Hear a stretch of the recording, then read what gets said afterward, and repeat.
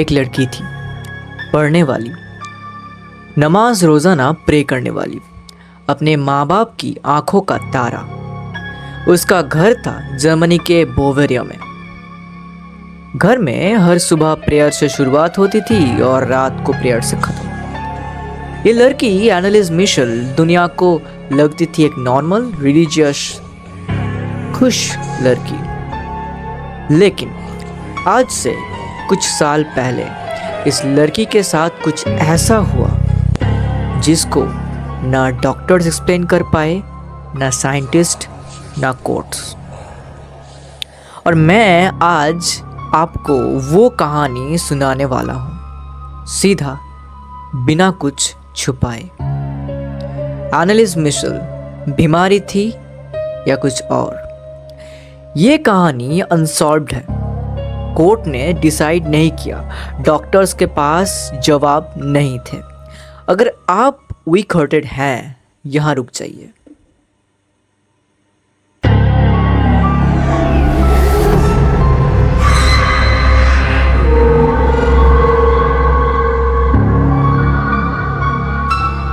तो गाइस, मैं हूं अब्र बागिश और आप आ गए हैं अब्र टेल्स पर। ये चैनल है उनके लिए जो डार्कनेस में भी सच ढूंढते हैं, जो मिस्टीरियस को इग्नोर नहीं करते, समझना चाहते हैं। आज का ये मेरा दूसरा वीडियो है इस चैनल पर और मैं चाहता हूँ कि दूसरा वीडियो कुछ ऐसा हो जो आप कभी भूल ना सके। तो मैं लाया हूँ आपके पास एक ऐसी कहानी जो एक्चुअल में हुई। Real events, real people, real recordings. एक लड़की की कहानी जिसके बारे में दुनिया आज भी डिवाइडेड है। आज भी लोग डिबेट करते हैं। कुछ लोग कहते हैं वो बीमार थी, कुछ लोग कहते हैं कुछ और था उसमें। और आज के बाद आप खुद डिसाइड करें। सितंबर 21, 1952, बोवेरिया, जर्मनी। एनालिस मिशेल का जन्म हुआ एक डीपली कैथोलिक परिवार में। सोचा जाए तो उसका बचपन बिल्कुल सिंपल था। सुबह उठना, फिर प्रेयर करना, खाना खाने के बाद फिर से प्रेयर, सोने से पहले प्रेयर। मतलब एकदम से कैथोलिक फैमिली। चर्च जाना वीकली रूटीन था। अपने माँ बाप की इज्जत करना उनकी सेकेंड नेचर थी। वो एक ऐसी लड़की थी जिसके बारे में लोग कहते थे कितनी अच्छी बच्ची है, कितनी डिसिप्लिन्ड है, कितनी सॉफ्ट हार्टेड है। सब कुछ नॉर्मल था, सब कुछ ठीक था। पर सिर्फ 1968 तक। एक दिन क्लासरूम में एनालिस बैठ के नोट्स लिख रही थी। अचानक वो गिर गई। जो लोग वहां थे उन्होंने बाद में बताया उसकी आंखों में सिर्फ सफेद दिखा। पिपल गायब हो गई। उसका पूरा जिस्म अकड़ गया, जैसे किसी ने स्टोन कर दिया हो। हॉस्पिटल ले जाया गया। डॉक्टर्स ने डायग्नोसिस दिया, टेम्पोरल लोब एपिलेप्सी।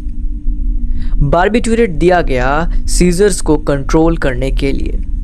फिनाइचिन दिया गया कन्वल्शंस के लिए। ट्रीटमेंट शुरू हो गई। लेकिन ट्रीटमेंट के साथ साथ एक चीज और भी शुरू हो गई, जिसका डॉक्टर्स के पास कोई दवाई नहीं था। डर, फियर। रात को एनालिस उठती थी हांफते हुए, जैसे उसकी सांस बंद हो रही हो। वो महसूस करती थी जैसे कोई उसके सीने पर बैठा है, जैसे किसी के घुटने उसके फेफड़ों पर दाव डाल रहे हैं। वो बेड से उठ जाती, कमरा एम्प्टी होता। वो ढूंढती, इधर उधर झांकती, पर पूरा कमरा एम्प्टी होता। बट एक बदबू से भरा हुआ मिलता उसका कमरा, जैसे कुछ सड़ा हुआ कुछ ऐसा बदबू। पर रूम के अंदर कोई नहीं होता। फिर भी एक डर उसके मन में पैदा हुआ। धीरे धीरे उसने सोचना शुरू किया, कुछ है इस कमरे में, कुछ एविल कुछ तो है, लेकिन वो किसी को बता नहीं सका। एक डीपली कैथोलिक फैमिली में एक लड़की कैसे कहती कि मुझे भूत का डर है? कितनी शर्म की बात होती। इस शर्म के मारे में उसने किसी को ये बात नहीं बताई। और फिर चर्च में प्रेयर के वक्त कुछ और हुआ। उसकी जुबान अकड़ जाती थी, प्रेयर्स ठीक से निकल नहीं पाती थी। वो अल्फाज जो उसने बचपन से रोज बोलते थे वो अचानक मुश्किल लगने लगे। डर और खामोशी धीरे धीरे उसको अंदर से खाने लगा। कुछ वक्त बाद एनालिस ने लिखना शुरू किया अर्नेस्ट आल्ट को, जो बाद में इस स्टोरी में बहुत इंपॉर्टेंट रोल प्ले करने वाले थे। एक खत में उसने लिखा, मुझे नहीं पता अब प्रे कैसे करते हैं। उसने लिखा, मेरा सब कुछ टूट चुका है, सब कुछ टूटा हुआ लगता है। उसने खुद को बताया, मैं अपने अंदर पिघल रही हूं। जब भी वो प्रे करती होंठ कांपने लगते थे, लेकिन अल्फाज नहीं आते थे। कभी कभी आते भी थे तो वो एब्यूसिव होते थे, हॉरिफाइंग होते थे। वो अल्फाज जो कभी उसने सोचे भी नहीं थे। पहले उसने सोचा ये सिर्फ बुरे थॉट्स हैं, फिर उसने सोचना शुरू किया ये मेरे थॉट्स ही नहीं हैं। आवाजें थी उसके जहन में, वो सुन पा रही थी। वो आवाजें कहती थी, प्रेयर का कोई मतलब नहीं, तुम हमारी हो। और एनालिस का सबसे बड़ा डर ये नहीं था कि आवाजें हैं, सबसे बड़ा डर ये था अगर ये आवाजें सच हैं तो, अगर ये उसका खुद का जहन है तो वो पागल हो रही है, और अगर ये किसी और का है तो वो खुद से दूर हो रही है। दोनों ही बहुत भयंकर थे। डॉक्टर्स ने मेडिसिन्स बदलते रहे, डोजेजेस बढ़ते रहे। आखिरकार उसे मेंटल हॉस्पिटल में एडमिट किया गया। डायज़ेपम दिया गया, हैलोपेरिडल दिया गया हैलुसिनेशंस को कम करने के लिए। लेकिन कुछ चीजें थी जो डॉक्टर्स को कंफ्यूज करती थी। मेडिकल नोट्स में एक लाइन लिखा गया जो बाद में बहुत चर्चे में आए उनके फैमिली के लिए। Patient shows strong aversion to religious symbols. ये सुन के सबको झक्का लगा, क्योंकि ये एनालिस थी जो सुबह प्रेयर से उठती थी, खाने से पहले प्रेयर करती थी, सोने से पहले प्रेयर करती थी, और अब जब भी क्रॉस लाया जाता है वो रोकर पीछे हट जाती है। हॉली वाटर से ऐसे रिएक्ट करती है जैसे वो जल रही हो। जब बाइबल पढ़ी जाती है उसकी आवाज बदल जाती है, डीप, हार्श, मैस्कुलिन। एक लड़की की जगह कुछ और बोलने लगता है। अब आया वो रात और वो रोशन चेहरा। 1975 सितंबर। एनालिस ने एक और खत लिखा, एक ऐसा खत जो सब कुछ बदल देने वाला था। उसने लिखा, रात को उसके कमरे में एक रोशन फिगर आया, नीली मूनलाइट जैसी रोशनी। वो चेहरा क्लियरली नहीं दिख रहा था, लेकिन अंदर से जानती थी वो कौन खड़ा है। मदर मैरी, हाँ आपने सही सुना, मदर मैरी। और उस फिगर ने पूछा, क्या तुम तैयार हो दुनिया के तमाम असंतुष्ट रूहें के लिए तड़पने के लिए, उनका मुक्ति के लिए तुम तड़पने के लिए अपने आप को सैक्रिफाइस के लिए तैयार हो?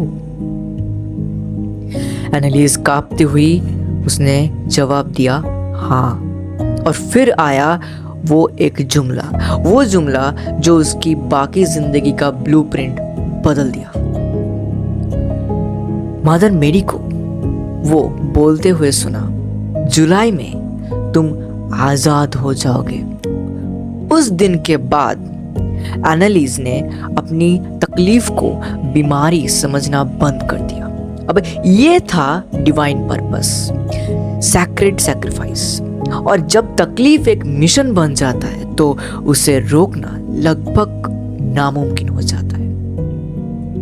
दर्द सैक्रिफाइस बन जाता है, कमजोरी ड्यूटी बन जाता है। और उसी वक्त से वो जीना नहीं, सिर्फ सफर करना चाहने लगी। एनालिस के परिवार ने चर्च से संपर्क किया। पहले चर्च ने मना कर दिया था क्योंकि वेटिकन काउंसिलिंग के बाद एग्जॉर्सिज्म रेयर हो गए थे।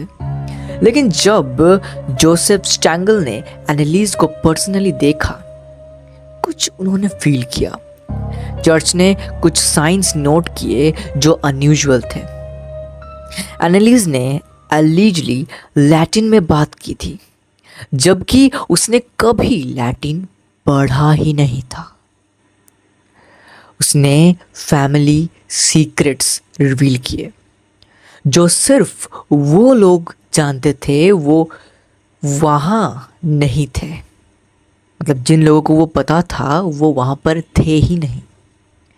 उसके फैमिली के कुछ मेंबर्स की हिडन पाप रिवील किए जो वो खुद भी नहीं सुना था कभी।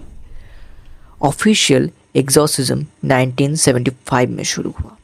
Ernest Alt and Arnold Renz को इस एग्जॉर्सिज्म के रिस्पॉन्सिबिलिटी मिला। 10 महीने में 67 एक्सॉर्सिज्म सेशंस, और इन सब का एक अजीब सबूत आज भी मौजूद है, रिकॉर्डिंग्स। इन सेशंस में टेप रिकॉर्डर्स रखे गए थे। वो रिकॉर्डिंग्स आज भी एग्जिस्ट करती हैं। इन रिकॉर्डिंग्स में पहले लैटिन चॉन्ट्स सुनाई देते थे, फिर एनालिस की अपनी आवाज़, एक sudden shift, deep violent male voice, कभी कभी एक वाइल्ड टेरिफाइंग हंसी। प्रीस्ट ने उन वॉइसेस के नाम पूछे थे। एक ने जवाब दिया, मैं हूँ पहला और सबसे प्राउड लूसीफर। एक ने कहा, मैं बेईमान हूँ, नफरत किया जाता हूँ, जुडास इस्कैरियोट। फिर नेरो आया जो क्रिश्चियन को टॉर्चर करता था। केन आया, इंसान का पहला मर्डरर। और फिर एडोल्फ हिटलर। ये रिकॉर्डिंग्स आप आज भी सुन सकते हैं, ऑनलाइन में अवेलेबल है। प्रिस्ट ने एक बार कोशिश की इन एंटिटीज़ को कुछ लिखवाने की। उनका मानना था लिखना उन्हें कमज़ोर करता है। एनालिस ने पेन पकड़ा, हाथ जैसे उसके बस में ही नहीं थे। अलग अलग हैंडराइटिंग्स, लैटिन, जर्मनी और एक अननोन स्क्रिप्ट। और जो लिखा गया उसे कोर्ट में एविडेंस के तौर पर पेश किया गया था। उसमें लिखा था, हम उसे नहीं छोड़ेंगे, हम उसका खून सुखा देंगे, हम उसकी हड्डियां तोड़ देंगे। तुम्हारा जेसस उसे नहीं बचा सकता, क्योंकि वो खुद हमारे पास आई थी। वो जो आखिरी लाइन एक भयानक सवाल छोड़ गई, क्या एनालिस ने सच में मदर मेरी को देखा था या कुछ और था जो मदर मेरी का तरह दिखता था सिर्फ। महीने बीत गए और एनालिस का जिस्म टूटता गया। खाना बंद हो गया। पहले फैमिली ने सोचा मेडिसिन के भूख खत्म कर दी, मेडिसिन का इफेक्ट हो सकता है, पर फिर समझ आया वो जानबूझकर नहीं खा रहे थे। अप्रैल 1976 एक और खत अपनी माँ को उसने लिखा। उसने जो लिखा मैं अभी आपको पढ़ के सुनाता हूँ। मैं खाना चाहती हूँ लेकिन कोई चीज मेरे गला बंद कर देती है। मैं अपना जिस्म अपना नहीं समझती। वो मुझे कमजोर करना चाहते हैं स्पिरिचुअल फाइट के लिए बॉडी की जरूरत खत्म हो जाती है और मेरा बॉडी जितना कमजोर होगा स्पिरिट्स उतने ही पावरफुल होंगे, क्योंकि खाली पात्र को ही स्पिरिचुअल एनर्जी से भरा जा सकता है। उसका वजन गिर के ऑलमोस्ट 30 किलोग्राम्स हो गए थे। घुटने टेक कर लॉन्ग टाइम बैठने रहे से उसके कार्टिलेज खत्म कर दी थी। बार बार जॉ खींचने की वजह से दांत टूट गए थे, बाल झड़ रहे थे, स्किन कागज जैसी हो गई, नीचे नीली नसें दिख रही थी। लेकिन एग्जॉर्सिज्म बंद नहीं हुआ, क्योंकि एनालिस, उसका परिवार और पादरी सब यकीन रखते थे ये सफरिंग सैक्रेड है, ये दर्द सैक्रिफाइस है और इसे रोकना का मतलब उस भगवान से दूर करना। आखिरी सेशन 30 जून 1976, आखिरी एग्जॉर्सिज्म सेशन। एनालिस इतनी कमजोर थी कि खुद के घुटने तक नहीं झुक सकती थी। लोग उसे पकड़े हुए थे। हॉली वाटर, प्रेयर, चांस और फिर पहली बार इन 10 महीने में पहली बार उसने अपनी खुद की आवाज में कहा, पापा, मम्मा, माफ कर दो मुझे डर लग रहा है। फिर एक वीक हिसिंग टोन में, मैं आजाद होने वाली हूँ। उन्होंने कहा था मुझे आजादी मिलेगी। उस रात उसने अपने माँ बाप को एक आखिरी खत लिखा। वो खत बाद में उसके तकिए के नीचे से मिला। उसने लिखा था, वो जानती है उसका जिस्म टूट गया है। वो हंसने वाली लड़की बहुत पहले ही मर गई थी।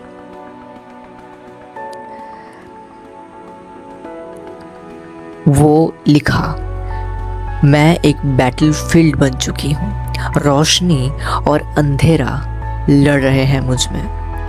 मुझे नहीं पता मेरी तकलीफ भगवान ने दी है या शैतान ने, लेकिन मुझे यकीन है इसका कुछ तो मतलब है। ये वर्थलेस नहीं है। मम्मी पापा, आप रोना मत मेरे लिए, बस प्रे करो। जुलाई आ रहा है, मैं आज़ाद हो जाऊंगी। और वो सही थी। 4 जुलाई 1976 की सुबह एनालिस मिशेल चली गई। उसके हाथ सीने पर क्रॉस बने हुए थे। जो लोग वहाँ थे उन्होंने बताया वो पीसफुल लगी थी, जैसे सो रही हो। Official cause of death severe malnutrition और डिहाइड्रेशन।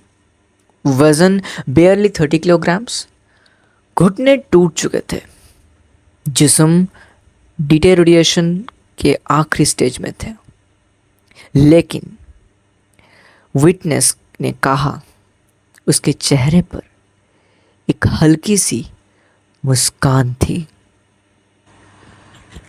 1978 में केस कोर्ट में लाया गया। अर्नेस्ट अल्ट, अर्नोल्ड रेंज और एनालिस के माँ बाप पर नेग्लिजेंट होमिसाइड का आरोप लगाया गया। प्रोसिक्यूशन का कहना था सही मेडिकल केयर बंद कर दी गई,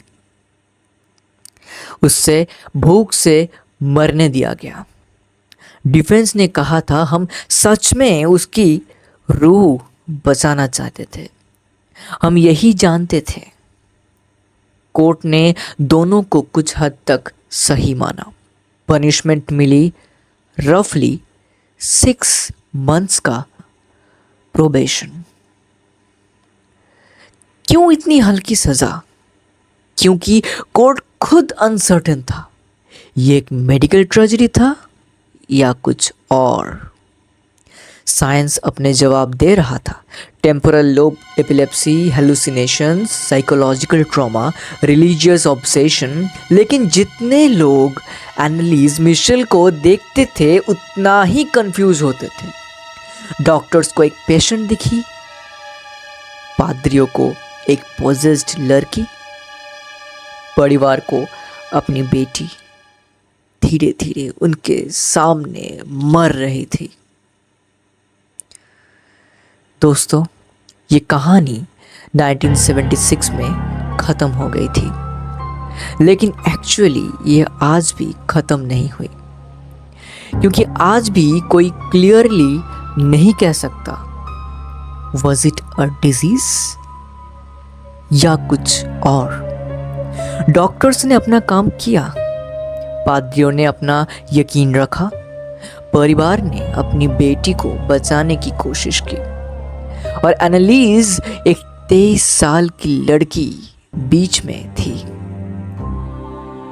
यही इस कहानी का सबसे बड़ा डर है। ये डर नहीं कि कोई एविल था, डर ये है कि ये सच कभी पता ही नहीं चला। आपको क्या लगता है, क्या एनालिस मिशेल सच में किसी सुपरनैचुरल प्रोसेस का शिकार थी, या वो सिर्फ एक साइकोलॉजिकल पेशेंट थी, या फिर दोनों का एक डेंजरस मिक्सचर? अपना ओपिनियन कमेंट में ज़रूर बताएं। मैं हूँ अव्र बागिश, और अव्र टेल्स पर हम यही करते हैं, वो सवाल उठाते हैं जो दुनिया इग्नोर करना चाहती है। अगर आपके पास ऐसे आसपास की कोई भी कहानी है, कोई मिस्टीरियस इवेंट है, कोई अनसॉल्व्ड मिस्ट्री है जो आप दुनिया के सामने लाना चाहते हैं, हमें लिखें avraTales@gmail.com पर। आपकी कहानी इस चैनल का हिस्सा बन सकती है। अगर ये वीडियो आपको अंदर से हिला डाला या कोई भी मिस्ट्री क्वेश्चन क्रिएट किया तो शेयर करो, क्योंकि कुछ कहानियाँ सिर्फ एक बार नहीं, बार बार सुननी चाहिए। और हाँ, सब्सक्राइब करना मत भूलना, क्योंकि अगला केस शायद और भी अनसेटलिंग हो। अव्र बागिश, अव्र टेल्स।